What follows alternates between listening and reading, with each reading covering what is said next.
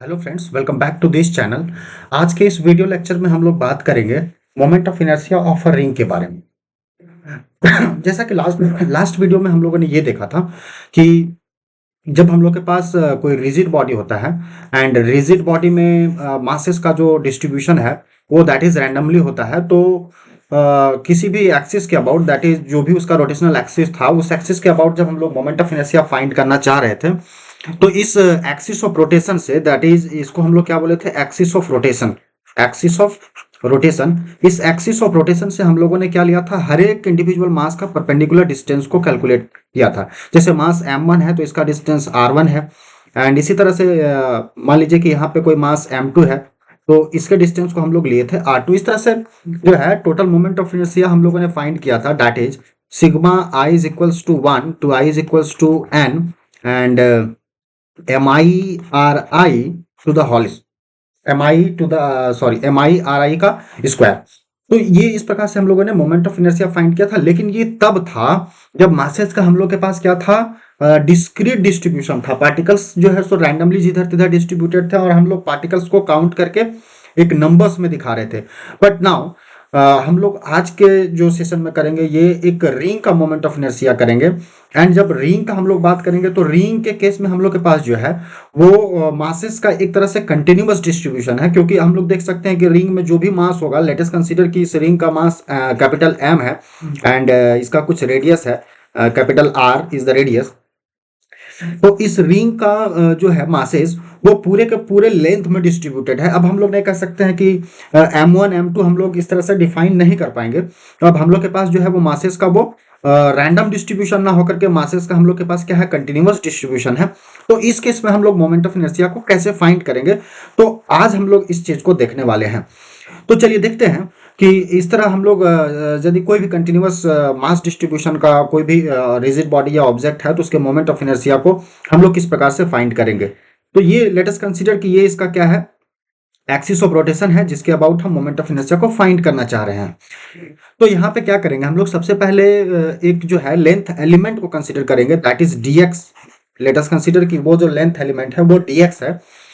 तो हम लोग यहाँ पे ये पता करेंगे पहले कि dx लेंथ में मास कितना होगा, क्योंकि ये यदि हम लोग पता कर ले कि dx लेंथ में मास कितना होगा तो इस तरह से बहुत सारे यूनिफॉर्म लेंथ एलिमेंट को हम लोग कंसीडर कर सकते हैं कि dx बहुत सारे इसके पार्ट्स में जो है उसको डिस्ट्रीब्यूट करें हैं।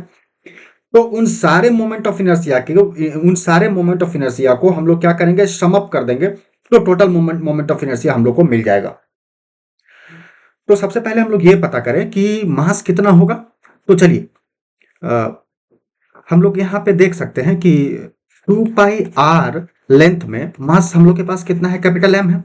तो यूनिट मास में बात करें तो यूनिट मास में कितना हो जाएगा, m अपॉन 2πr हो जाएगा। एंड हम लोग के पास जो लेंथ एलिमेंट है वो dx है, तो dx में कितना होना चाहिए, m upon 2πr into dx।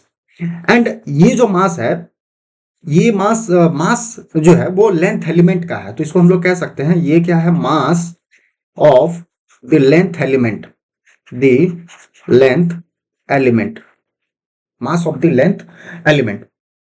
Now अब इसका हम लोग मोमेंट ऑफ इनर्शिया फाइंड करते हैं। लेट अस कंसीडर इस मास एलिमेंट को हम लोग dm नाम दे देते हैं। Let us consider this is called dm। dm is here the mass element.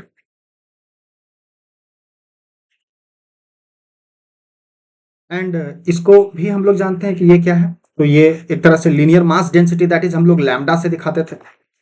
ये है लीनियर मास डेंसिटी, मास पर यूनिट लेंथ, मास पर यूनिट लेंथ।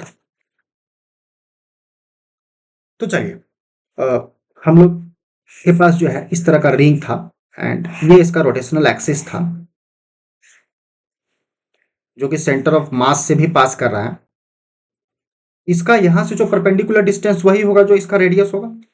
तो इस डीएम मास का मोमेंट ऑफ इनर्शिया हम लोग फाइंड करें तो एक छोटा सा मोमेंट ऑफ इनर्शिया जो आएगा, moment of inertia of the element, ये क्या कह सकते हैं, मोमेंट ऑफ इनर्शिया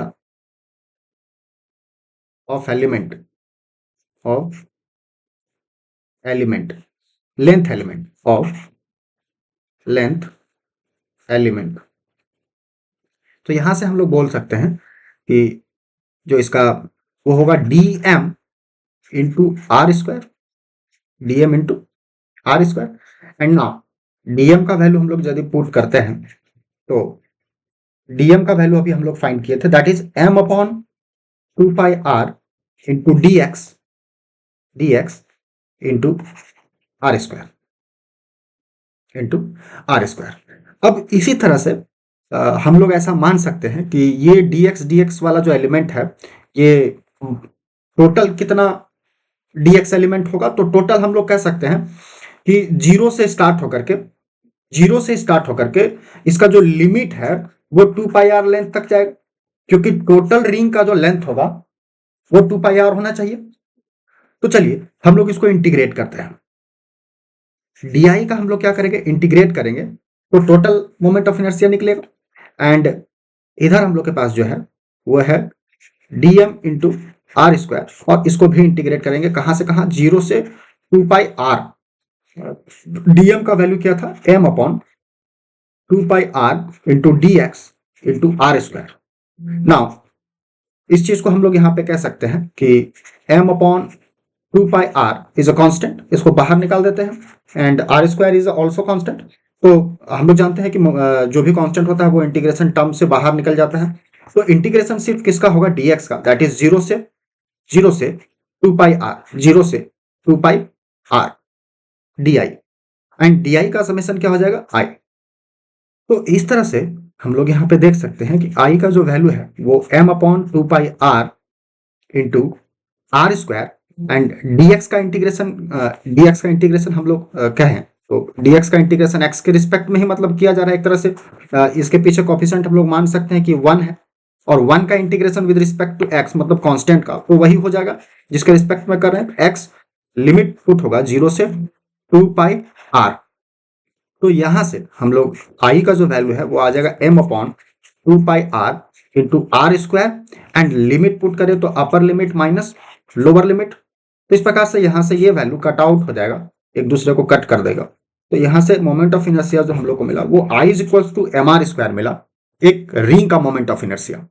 और किसके अबाउट, तो हम लोगों ने यहाँ पे फाइंड किया moment of inertia about the axis passing through the centre of mass and perpendicular to the plane.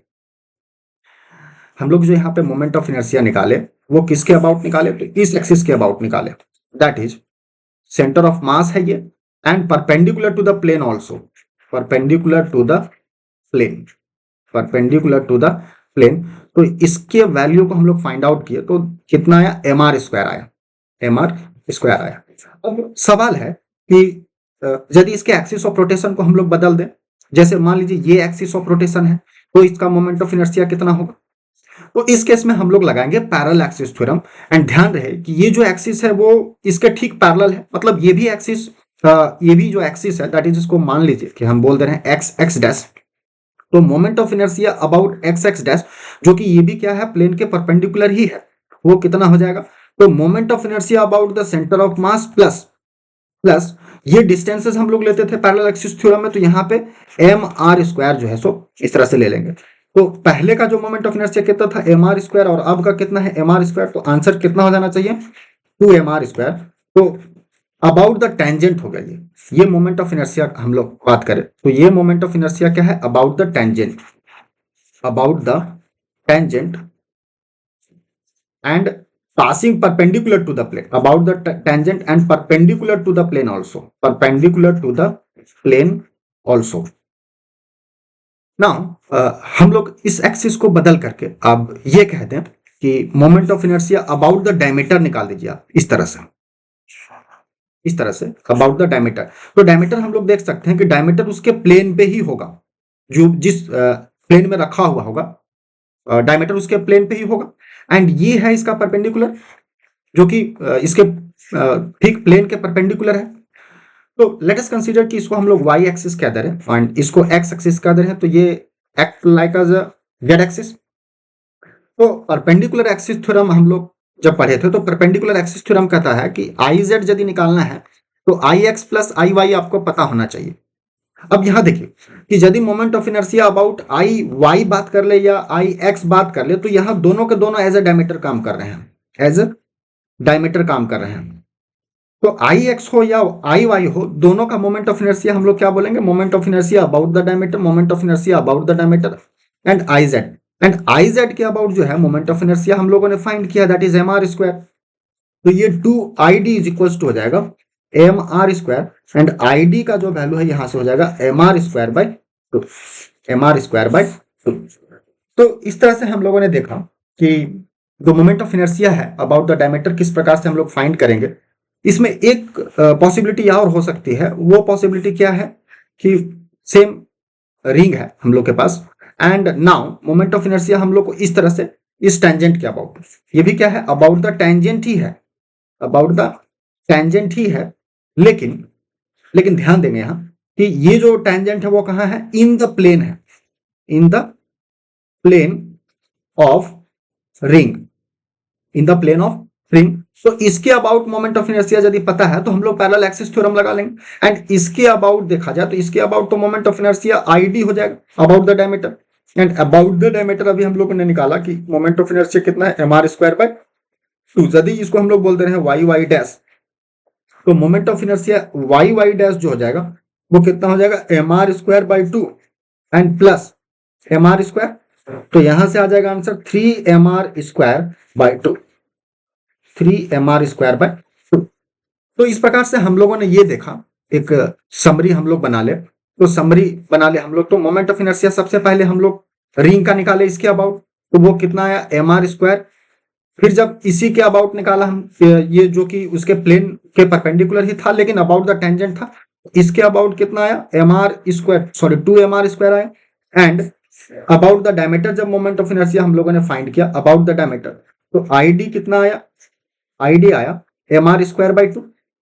And ठीक इसी के प्लेन के, जो कि उसके प्लेन में ही था लेकिन अबाउट द टेंजेंट, इसके अबाउट मोमेंट ऑफ इनर्शिया कितना आया, तो 3mr स्क्वायर बाई। तो इस तरह से हम लोगों ने रिंग के जितने भी पॉसिबिलिटी बन रहे थे moment of inertia about any axis, तो इस वीडियो में हम लोगों ने इस डिटेल में जो है इसको कवर किया है।